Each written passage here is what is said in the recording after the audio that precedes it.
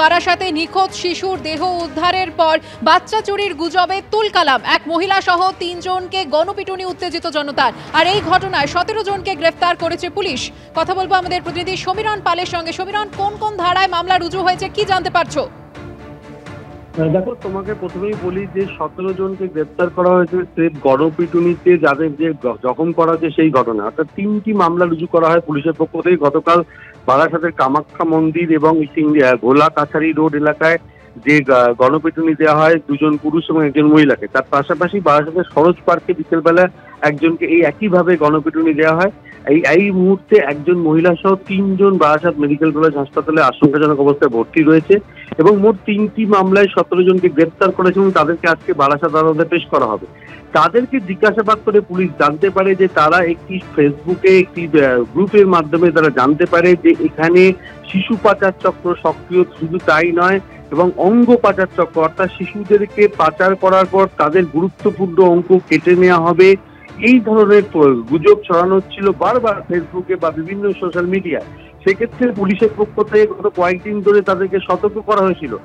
এখান থেকে তাদেরকে জিজ্ঞাসাবাদ করে বারাসাতেরই বাসিন্দা এক মহিলা, যার নাম পায়েল তালুকদার, তাকে গতকাল গ্রেপ্তার করা হয়েছে। একটি ফেসবুক গ্রুপের তিনি অ্যাডমিন। তার পাশাপাশি বারাসাতের শ্রীকৃষ্ণপুর থেকে আরো একজন প্রীতম মিস্ত্রি, তাকে গ্রেপ্তার করা হয়েছে ফেসবুকে গুজব ছড়ানোর অভিযোগে। পুলিশের পক্ষ থেকে গত কয়েকদিন ধরে বিভিন্ন সোশ্যাল মিডিয়া এই ধরনের অপপ্রচার রুখতে তাদের সঙ্গে যোগাযোগ করে তাদেরকে সতর্ক করে দেওয়া সত্ত্বেও তারা বারংবার এই ধরনের প্রচার চালিয়ে বিভ্রান্ত করছে মানুষজনকে। গতকাল ঘটনার যে সূত্রপাত, একটি ইংরেজি মাধ্যম স্কুলের সামনে যখন ছাত্রছাত্রীরা বেরোচ্ছিল উদ্বিগ্ন অভিভাবকরা, তখন তাদের এক মহিলা এবং একটা পুরুষকে দেখে তাদেরকে বেধড়ক মারধর করতে থাকে, গণপিটুনি দেওয়া হয়। তার জন্য পুলিশের সামনে গণপিটুনি দেওয়া হয় এবং পুলিশের পৌঁছলে পুলিশের গাড়িতে ভাঙচুর চালানো হয়।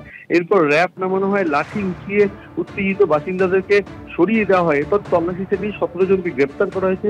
তার পাশাপাশি ফেসবুকে এই ধরনের গুজব ছড়ানোর অভিযোগে এক মহিলা সহ ২ জনকে গ্রেপ্তার করা হয়েছে। এদেরকে আজকে বারাসাত আদালতে পেশ করা হবে এবং পুলিশের পক্ষ থেকে যেটা বলা হচ্ছে যে ফেসবুকের সঙ্গে যোগাযোগ করা হচ্ছে যাতে এই ধরনের বারাসাত মধ্যমগ্রামে এই ধরনের অপপ্রচার বা গুজব না ছড়ানোর জন্য। তুমি জানো যে গত সপ্তাহে বারাসাতের কাজীপাড়ায় ১১ বছরের নাবালকের ৩ দিন নিখোঁজ থাকার পর বাড়ির পেছনের একটি বাড়ির শৌচাগার থেকে ঝুলন্ত পচাগলা দেহ উদ্ধার হয়। সেই সময় একটি প্রচার চালানো হয় সোশ্যাল মিডিয়াতে যে ওই নাবালকের কিডনি এবং চোখ ফুবলে নেওয়া হয়েছে। এরপর পুলিশের পক্ষ থেকে ময়নাতদন্তের প্রাথমিক রিপোর্টে নিশ্চিত করা হয় যে কোনো অঙ্গ কাটা হয়নি এবং তাকে শ্বাসরোধ করে খুন করা হয়েছে। এই ঘটনায় তার এক কাকাকে ইতিমধ্যে গ্রেপ্তার করা হয়েছে।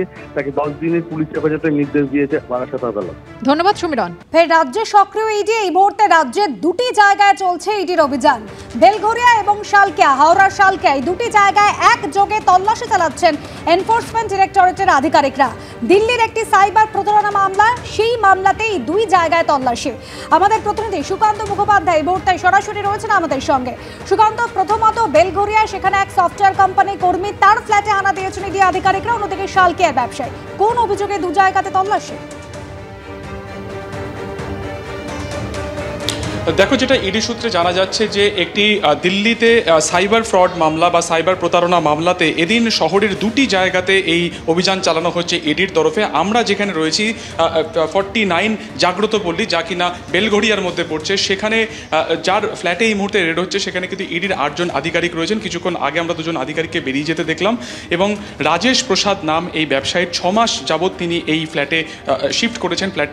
ফ্ল্যাটটির মালিকানাও কার্যত তারই। আগে এলাকারই আরও একটি ফ্ল্যাটে তিনি ভাড়া নিয়ে থাকতেন, একটি সফটওয়্যার কোম্পানিতে তিনি কর্মরত, এমনটাই জানা যাচ্ছে। এদিন ভোর 5টা নাগাদ সিজিও কমপ্লেক্স থেকে একটি বিরাট দল বেরোয়, যার মধ্যে 2টি ভাগ হয়ে যায় দল।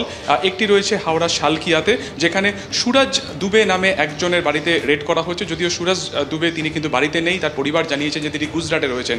এবং এই একই সূত্রে, অর্থাৎ দিল্লির এই সাইবার প্রতারণা মামলাতে এবারে কিন্তু ইডির যারা আধিকারিক রয়েছেন তারা পৌঁছে গিয়েছেন বেলঘরিয়ার এই ফ্ল্যাটে। এবং এখনও পর্যন্ত ব্যবসায়ীর সাথে আমরা সরাসরি কোনোভাবে কথা বলতে পারেনি। ইডি আধিকারিকরা এখানে আসেন, প্রথমে তারা এখানকার ল্যান্ডলর্ডকে ডেকে নেন, তার থেকে চাবি নেন এবং তারপরেই রাজেশ প্রসাদ কোথায় থাকেন সেটা জানার পরে কিন্তু ইডি আধিকারিকেরা ভেতরে ঢোকেন এবং এর আগে দিল্লিতে এক ব্যক্তিকে আটক করা হয় এবং সেখান থেকেই পশ্চিমবঙ্গে এই একাধিক ব্যবসায়ীর নাম বা সফটওয়্যার কোম্পানিতে কর্মরত একাধিক কর্মীর নাম ইডির আধিকারিকদের হাতে আসে এবং সেই পরিপ্রেক্ষিতেই ইডির তরফে কিন্তু এই অভিযান চালানো হচ্ছে। কয়েক কোটি টাকার প্রতারণা করা হয়েছে এমনটাই কিন্তু ইডি সূত্রে জানা গেছে এবং সেই সূত্রেই তারা আজকে এই বিভিন্ন জায়গাতে হানা দিচ্ছেন এবং এই মুহূর্তে প্রায় 3 ঘন্টা পেরিয়ে গেছে। ইডি আধিকারিকেরা রাজেশ প্রসাদকে যেমন জিজ্ঞাসা করছেন, তার পাশাপাশি তার যাবতীয় যে সমস্ত নথিপত্র, তার ল্যাপটপ, হার্ড ডিস্ক, যাবতীয় যে ডিজিটাল যে সমস্ত এভিডেন্স রয়েছে সেগুলো কিন্তু খুঁটিয়ে পরীক্ষা করছেন ইডি আধিকারিকেরা।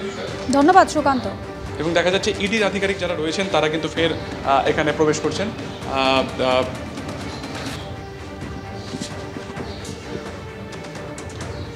হ্যাঁ সুকান্ত, দেখা যাচ্ছে, দেখো ইডির আধিকারিক তিনি কিন্তু প্রবেশ করছেন। কোন কেসে স্যার, কোন কেসে?